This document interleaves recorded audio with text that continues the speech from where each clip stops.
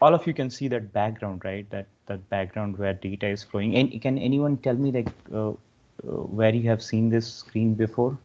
This screen that I have Netflix. taken here. Yeah, yeah, true, true.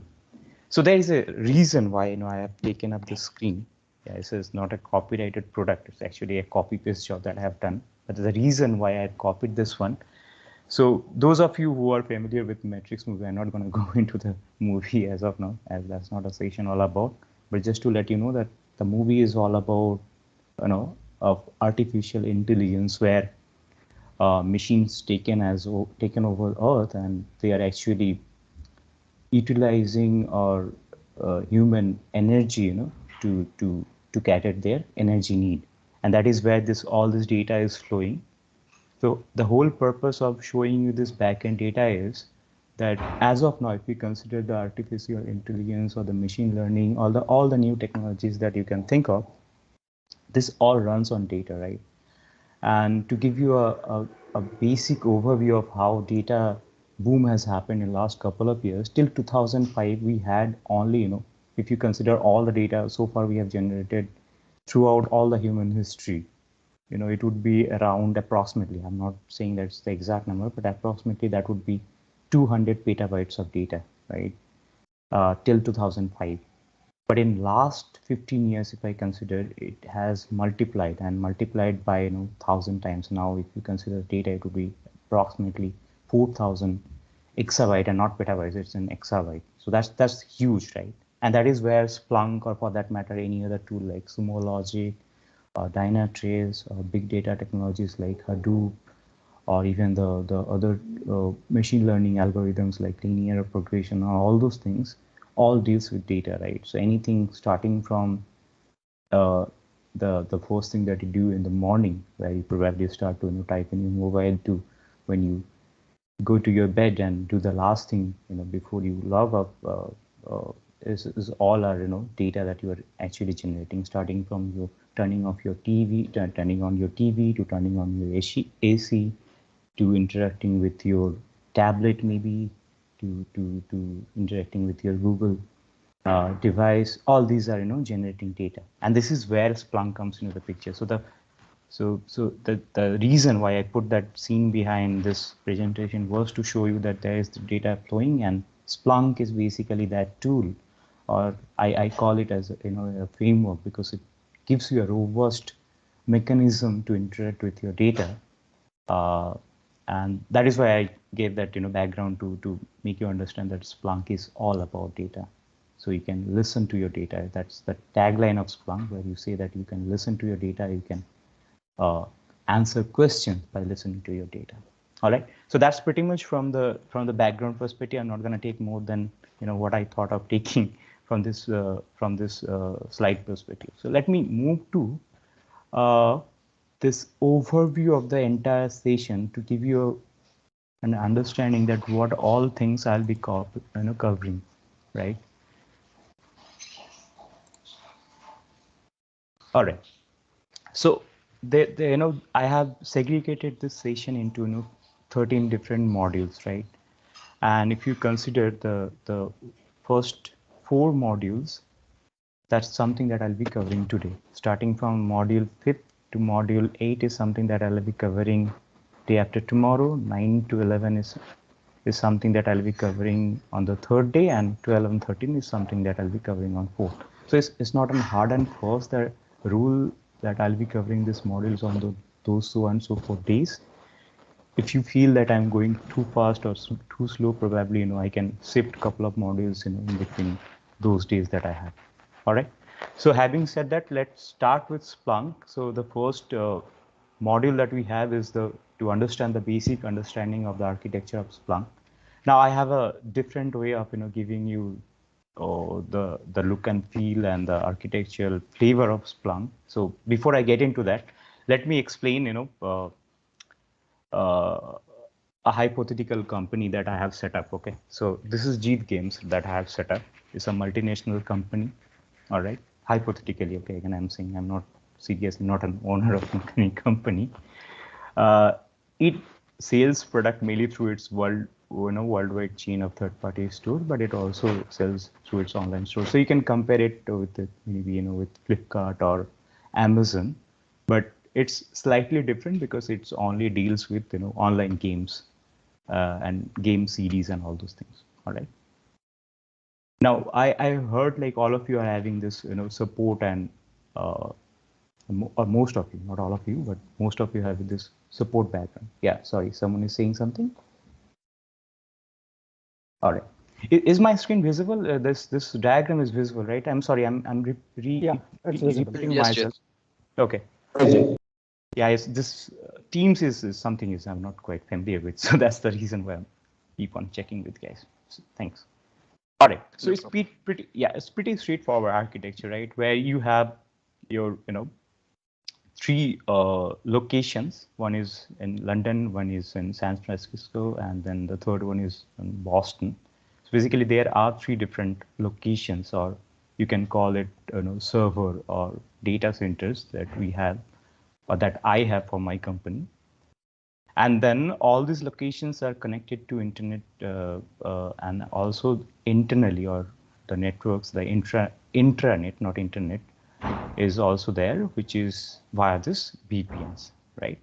And then you have finally end users, which who can connect or interact with your online portal, either being a VPN user or directly if you are a registered customer, right?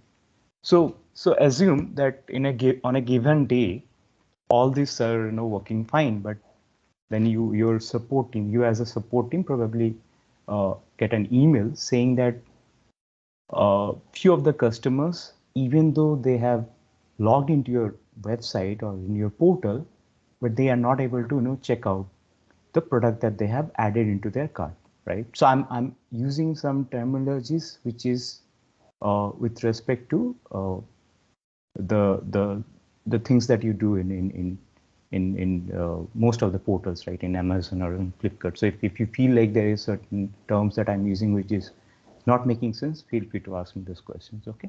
So as I was saying, let me reiterate.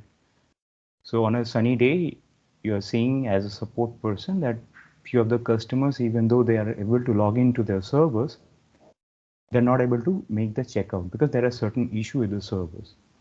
Now, having a server or a architecture like this, where it looks pretty straightforward, right? You have only three servers, you have only three data centers maybe, and it's pretty easy. Maybe I can just run a script, get into all these servers or locations and check that whether all these applications, whichever is hosted in this individual locations, are working fine or not, right? That sounds pretty straightforward, right? But in actual scenario or in actual situations, all of definitely would be aware of that the architectures won't be this straight, this straight as you can see in my screen, right? So let me make it more complicated, a little bit complicated, right? So apart from those data centers or all those individual or those smaller boxes that I had in those first slide, there are a lot of other things that are going on, right? You have a business intelligence servers, you have web servers, you have Cisco uh, routers in middle of those individual servers. You have a mail servers, you have a batch reader app. I mean, I'm not going to call all these things. I'm just trying to make you understand that might be different servers, like one with respect to mail server, one with respect to dealing certain applications with IT. So behind the scene, behind all that I had in the previous slide, these smaller boxes, actually I have this complicated architecture. Actually, I could have made this architecture a very complicated, right? I could have bring more things into this architecture, but for the sake of understanding, and what I'm trying to say is that behind those small boxes, you have this many servers running, right? So that the other example that I gave, that if there was any issue, I could have simply gone to that box, but it's not a single box, right? It's a combination. It's a combination of 1,000 boxes, maybe 1,000 servers, maybe.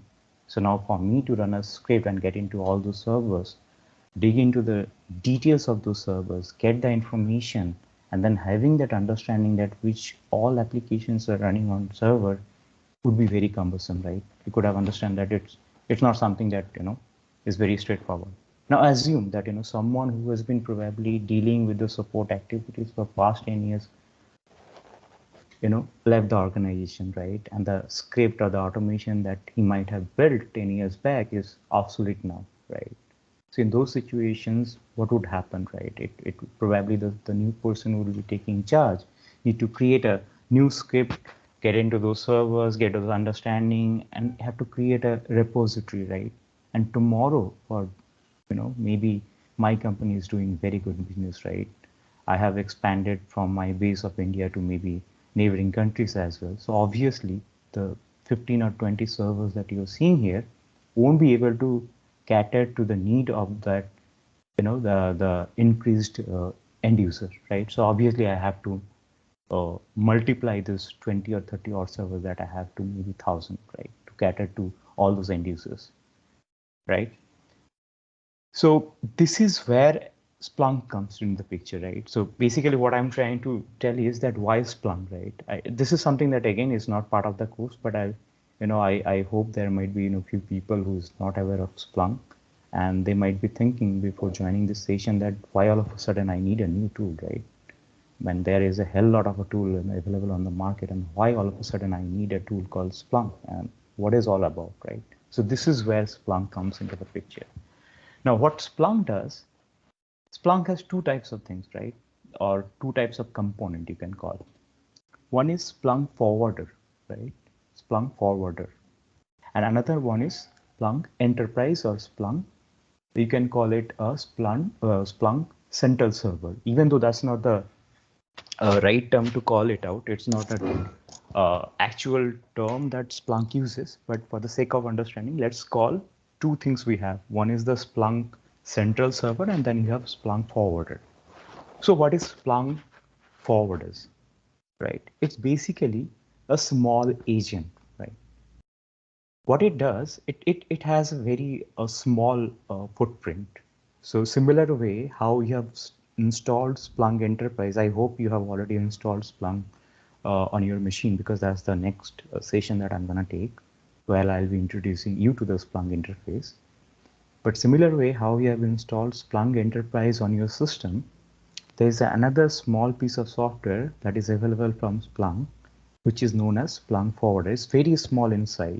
Is I guess, if I can recall it correctly, it would be hardly 60 or 70 MB in size if I consider the Windows installer, right? So what Splunk Forwarder does, or what you're supposed to do as a support, or maybe someone who's a Splunk architect, what he will do, he will get into all the servers, be it this business intelligence server, web server, DMZ, Cisco, or the mail server. What he will do, he will get into this individual servers and install that Splunk Forwarder, that small piece of software, in each of the servers. Now you might be wondering that why all of a sudden I need that Splunk Forwarder, right?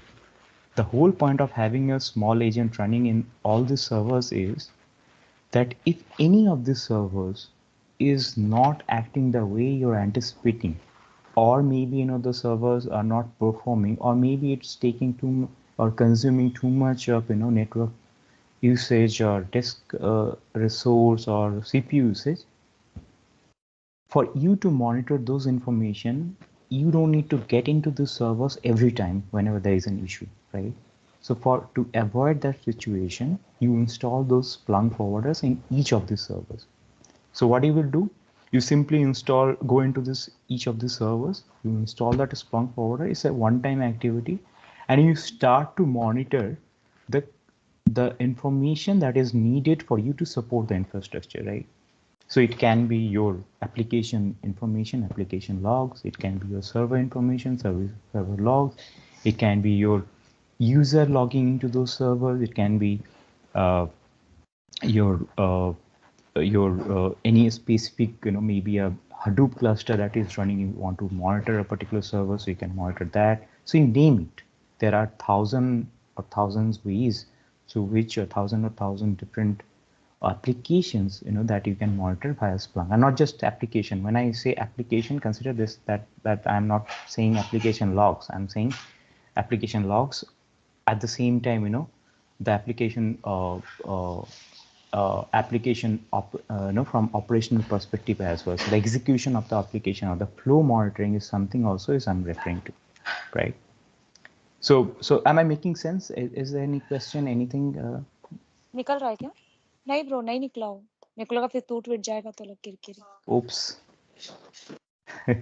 Can you please go on mute? Any question? So far we are good. Yes, Yes, we are good. All right. just a question. Yeah. So like you said, like you need to install an agent forwarder. Is it like a sign for the communication between the main Splunk and that Correct. Splunk forwarder? Correct. So that is where I'm coming to. So as the name implies, forwarder means it doesn't do anything. Okay. All it does, it takes the data and forward the data into the Splunk central server. So you remember I was talking about two components. One is Splunk central server and then the Splunk forwarder. So the software or the piece of code that you are running or you have on your local machine is that Splunk central server. And the Splunk forwarders are sitting across all these different locations. So be it on San Francisco, be it on London, be it on Mumbai, be it on Chennai, all these forwarders are running on the application server location. And what they are doing, they are continuously forwarding this data from all this diverse location to your central server. So be it your mail server, be it your badge reader application, be it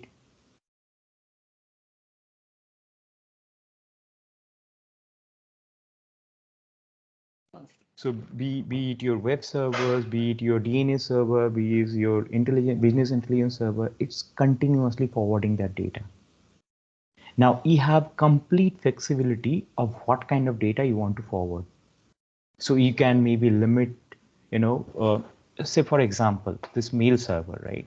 So probably I'm only interested to understand who all are logging into my mail server. So what I will do, I will configure my forwarder in a way so that it can capture that information only and then pass it to my central server.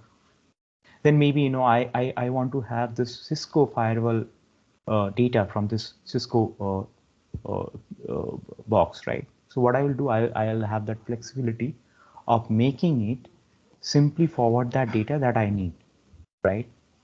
So continuously it's sending the data from all these servers to my central location here, which is your Splunk searcher. Now you have all the other components as well, Splunk index, deployment server, and blah blah blah, and a lot of things, which is not something that I'll be covering here because it will make this session more complicated. But just to understand that there are two components. One is the Splunk central server, which is this one, and you have Splunk forwarders running in each of these servers, continuously forwarding the data on a real-time basis.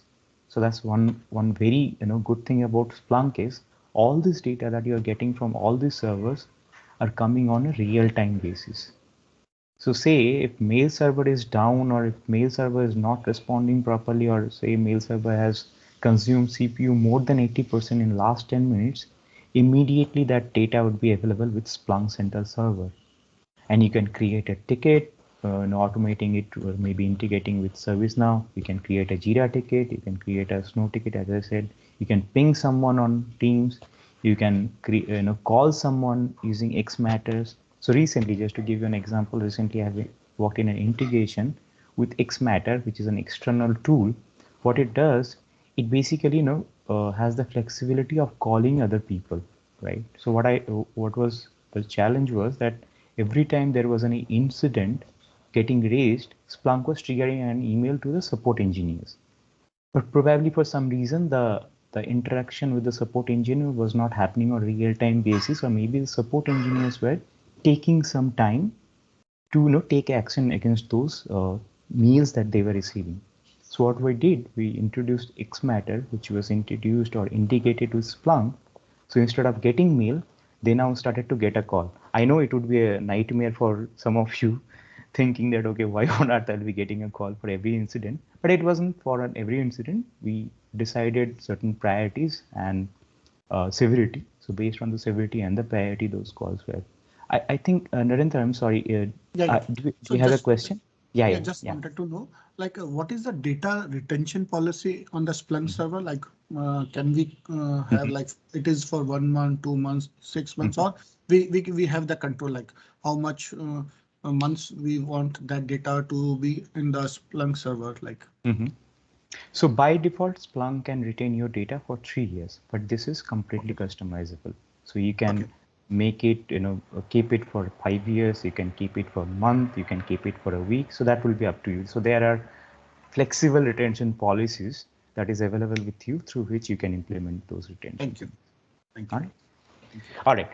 So having said that, so I think that's pretty much from from the Splunk central server and Splunk forwarder perspective, and that's what is required for the development training. This is not an admin training I'm gonna take, so that's the reason why I'm limiting it to this this much. Any other question or anything you have with respect to Splunk central server or forward? All right, Ranjit, I have a little bit. go ahead, go ahead. Uh, so before the installation of the agent process, do we need to integrate with the AWS account? Like if we have a AWS account, so how we are doing to integrate this Splunk? So AWS account, are you talking about infrastructure as a service or you are referring to Yes, as a PAS? yes, You're referring IIS. to IaaS, right? So in that case, you will have full control on the server, right? So in Yes. that case, you don't have to, integrate with AWS account. All you have to Okay. do, you can take this package and maybe, if you are procuring the server from the scratch, you can make, keep Splunk Forwarder part of your image, the one that you are going to use for your procurement of the server, or at the later point of time also, right, you can use any external tool, to deploy Splunk Forwarder to all your servers that you need. So, Okay. to answer your question, you don't need to, integrate with the AWS account for any matter. Okay. Sure. Anna, Thank you. Yeah. you're welcome. Any other question? All right. So I'll move to my next slide. So again, this is again the Boston satellite office. So the whole point of why I'm having this here is to just to let you know that the topography or the topology of different offices will be different, right? So here on the Boston side, you have more firewalls, more VPN and more routers compared to physical servers like how I had for this headquarter, right? So I'm just trying to make you understand that the topology would be different for different locations and different data centers. But Splunk is capable of integrating with, as I was saying, integrating with, say, with Hadoop. It can, integrate with Kafka. It can integrate with, uh, you name any big data platform. It can connect with Apache Spark as well. It can connect with CI/CD pipelines as well. It can pull data from SonarQube. Kubernetes, it can, recently it has also, has integrated with Kubernetes as well. You can connect with Docker as well. So the whole point is you have integration available, and that's the one of the power of Splunk, and the reason why I call it a framework and not a tool, because it has a wide a marketplace available where you will have this different connectors available. So that the out of box software that you have installed on your system won't be having those connectors, right? There will be some basic connectors available, but you have a specific need to get connected to any of these external services or providers. Those are available free of cost. There are certain other tools as well which it would be it's available from the end-to-end integration perspective as well. So not from just data perspective. So as I was saying that you need to create a snow ticket in automated way, so that integration is also available.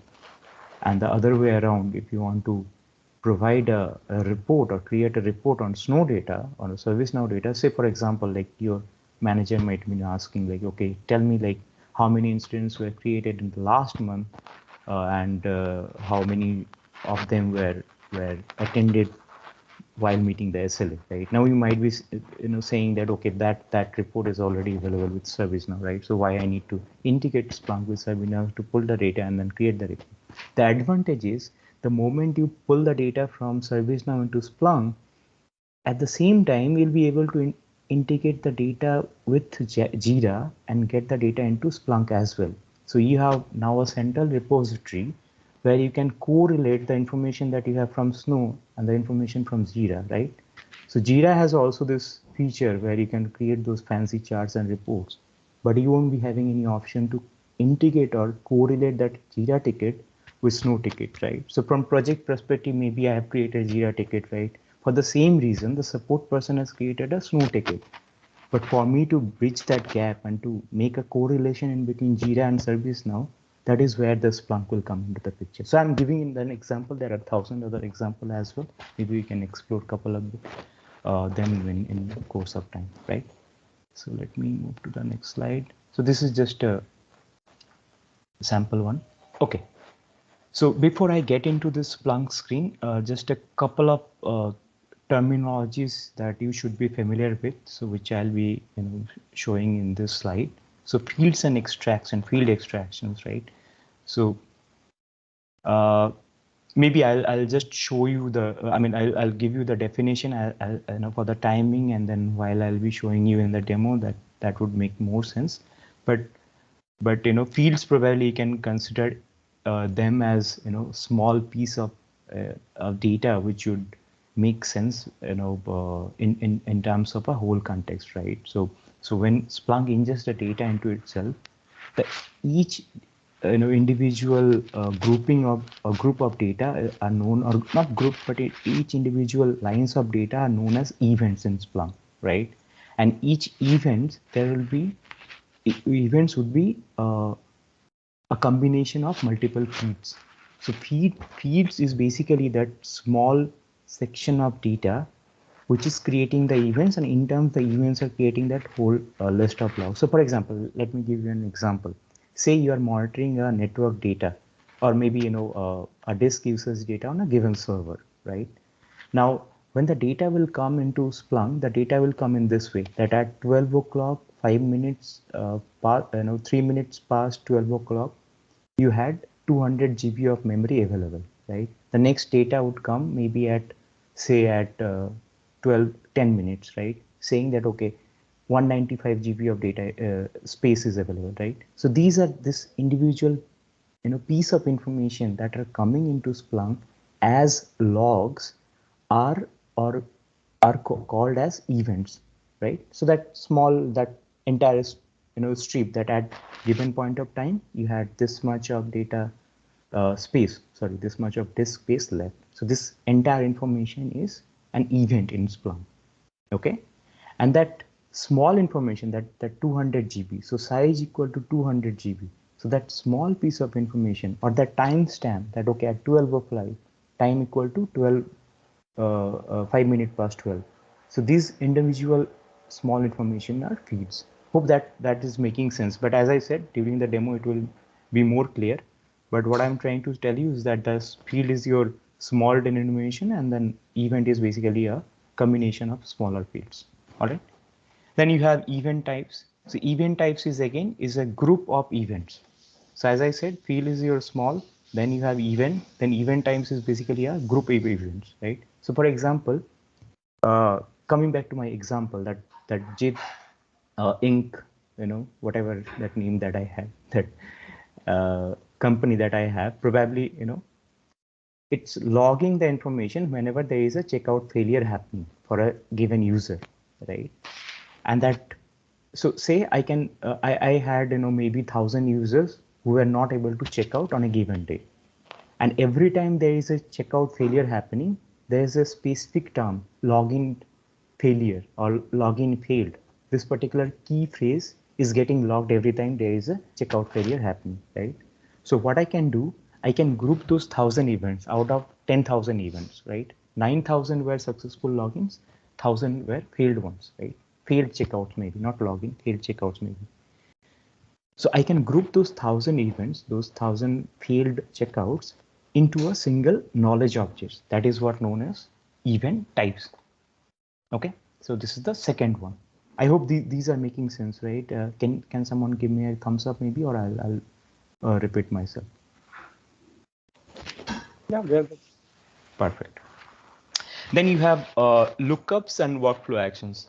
This is basically data enrichment, right? So for example, right, you are monitoring a website and there is certain failure that happened and you get a status called 200, right? That's a HTTP status code. Now from machine perspective, 200 doesn't make any sense, right? But you as a human being, you know what 200 means. So what you can do, you can create a lookup saying that, okay, if 200, it means there is some issue. I'm not able to recall what is 200 stands for. I guess it's, there is a specific status. What is 200? Anyone knows? 200 okay. Successful. Success. It's okay. Successful, right? So 200, you put status description as successful, right? So now what you can do when you will be viewing the data on Splunk, instead of displaying 200, what you will display as successful, right? So that is data enrichment, what you can do via lookups and workflow actions. Then you have tags and aliases. So as name suggests, you can tag certain, set of information. So say you are getting, maybe, data from 10,000 different servers, right?